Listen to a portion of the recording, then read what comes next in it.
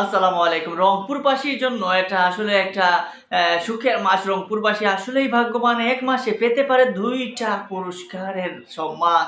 Yes, গত সেই global super লিগে রংপুর রাইডার্স প্রতিনিধিত্ব করেছিল এবং সেখানে রংপুর রাইডার্স চ্যাম্পিয়ন হয়েছিল গ্লোবাল সুপার লিগে। এখন এবার পালা এনসিএল টি-20 টুর্নামেন্টে। এনসিএল টি-20 টুর্নামেন্টেও তারা তাদের কপাল এই মুহূর্তে বলা যায় যে বড়, অনেক বড়, সুপ্রসন্ন। তারা এই মুহূর্তে রয়েছে এনসিএল টি-20 টুর্নামেন্টের ফাইনালে, আর সেই ফাইনালের তাদের প্রতিপক্ষ হচ্ছে আরেক ভাগ্যবান ঢাকা মেট্রো। আমরা দেখেছি বাংলাদেশের কোনো ঘরোয়া লিগে বা ঘরোয়া কোনো টুর্নামেন্টে বা বিপিএল এ সবসময় ঢাকা নামটা আসলেই ঢাকাটা যেমন যে কোনো টুর্নামেন্টের ফার্স্টেই তাদের প্রাইজ যে একটা ডিমান্ড সেটা থেকেই যায়। যে কোনো টুর্নামেন্টের প্রথম সেশন বা ফার্স্ট সেকেন্ড সেশন, এই সেশনে দেখা যায় যে ঘুরে ফিরে ঢাকাটাই কিন্তু চ্যাম্পিয়ন হয়। আপনি বিপিএল খুঁজেন বা এমনি ঘরোয়া লিগ খুঁজেন বা এই আপনার আমাদের বাংলাদেশের বিসিএল বা এই এনসিএল যাই আছে সবকিছুতেই দেখবেন যে ঢাকার একটা আলাদা একটা আধিপত্য থাকে প্রত্যেকটা ফার্স্ট কোনো এডিশনে। তো এবার যেহেতু বাংলাদেশের এনসিএল টি-20 টুর্নামেন্ট টি-20-র আদলে হয়েছে, সেই টি-20-তে এবারও ফাইনালে রয়েছে যথারীতি ঢাকা মেট্রো এবং রংপুর বিভাগ। যে রংপুর বিভাগের মানুষজন এই মুহূর্তে বলতে পারে যে আসলে তারা এই মুহূর্তে অনেক বেশি লাকি। এই মুহূর্তে ২০২৪ ডিসেম্বর মাসটা তাদের জন্য অনেক বড় পাওয়ার একটা মাস। এই আর মাত্র একটা স্টেপ, সেই স্টেপটাই যদি তারা পার হয়ে যেতে পারে তাহলেই তারা পেয়ে যাবে সেই কাঙ্ক্ষিত পুরস্কার, আর সেটা হচ্ছে এনসিএল টি-20 টুর্নামেন্টের ফাইনাল প্রাইজ। সেই ফাইনাল পুরস্কারটা যদি তারা পায় রংপুরবাসী, তাহলে হতে পারে আগামী যে বিপিএল আসতেছে সেখানেও রংপুর হয়তো কোনো চমক রাখতে পারে। রংপুর হয়তো সেখানেও কোনো একটা ট্রাবল শিরোপা জয়ের কাছাকাছি থাকতে পারে। তবে সেটা করতে হলে রংপুর রাইডার্সের নতুন ক্যাপ্টেন আকবর আলী, রংপুর বিভাগের রংপুর রাইডার্স চলে আসে, কারণ রংপুর রাইডার্স বিপিএল এ প্রতিনিধিত্ব করেছে, রিসেন্টলি গ্লোবাল সুপার লিগে প্রতিনিধিত্ব করেছে, কিন্তু এনসিএলটা রাইডার্স বাদ দিয়ে এই মুহূর্তে বিভাগে পরিণত হয়েছে, অর্থাৎ বিভাগ অনুযায়ী খেলা হচ্ছে। সেই হিসাবে রংপুর বিভাগ এই মুহূর্তে থাকবে আরেকটা শিরোপার জন্য।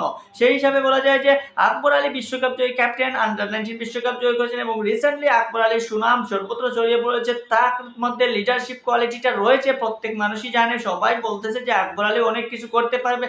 সেটা কিন্তু দেখা গেল এনসিএল টি-20 টুর্নামেন্টে তার চিন্তা শক্তি এবং তার এই ক্যাপ্টেন্সির মাধ্যমে।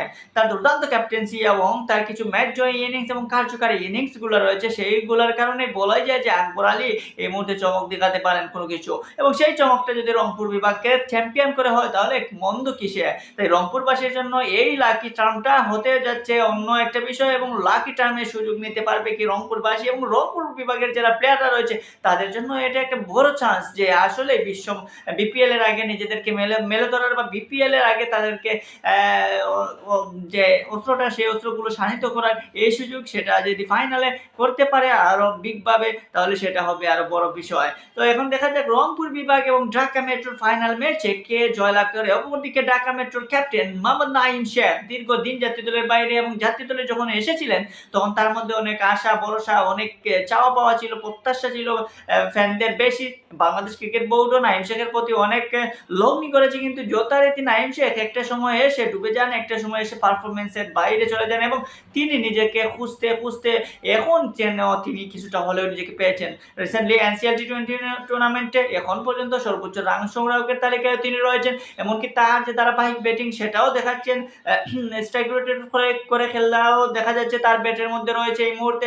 সো দুর্দান্ত ফর্মে থাকা নাঈম শেখেরও এটা একটা সুযোগ। এর মধ্যে ক্যাপ্টেন্সি পেয়েছেন ঢাকা মেট্রোর, তো ঢাকা মেট্রোর ক্যাপ্টেন্সি পেয়ে নাঈম শেখ যদি ঢাকা মেট্রোকে দিতে পারেন শিরোপা এবং হাতে করে, যেমন ঢাকা মেট্রো প্রাইজ পুরস্কৃত হবে, তেমনি নাঈম শেখও নিজেকে নিয়ে যেতে পারবেন উপরে, এবং জাতীয় দলের আরো কাছে আসার একটা মাধ্যম এই মুহূর্তে নাঈম শেখের এই ঢাকা মেট্রোকে চ্যাম্পিয়ন করা বা ঢাকা মেট্রোর হয়ে বড় কিছু অর্জন করা। যেহেতু নাঈম শেখ রান স্কোরারের মধ্যে রয়েছেন শীর্ষে, সেই হিসাবে ঢাকা মেট্রোর একটু চাওয়া বেশি থাকবে, ঢাকা মেট্রোর ফ্যানদেরও চাওয়া থাকবে যে নাঈম শেখ ভালো কিছু করুক, এবং নাঈম শেখের ফ্যানরা তো আরো বেশি চাইবে। এবং আশায় থাকুন কালকে নাঈম শেখের ঢাকা মেট্রোর নাকি এই আকবর আলীর রংপুর বিভাগ কারা চ্যাম্পিয়ন হয় ফার্স্ট এডিশনে।